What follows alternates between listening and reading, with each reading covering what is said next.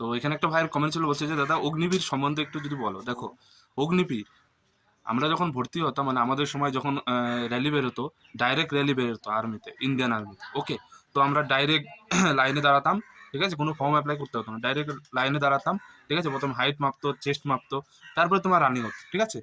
তো এখনও সেই অগ্নিবীরের মাধ্যমে ভর্তি করা হয়, ঠিক আছে। তুমি লাইনে দাঁড়াবে, ঠিক আছে।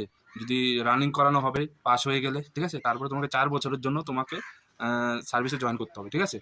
আর সার্ভিস পেয়ে গেলে, জব পেয়ে গেলে, ঠিক আছে, কিছু পার্সেন্ট ক্যান্ডিডেটকে ওরা রেখে দেবে, আর কিছু পার্সেন্ট ক্যান্ডিডেটকে কিন্তু বাড়িতে পাঠিয়ে দেওয়া হবে, ঠিক আছে।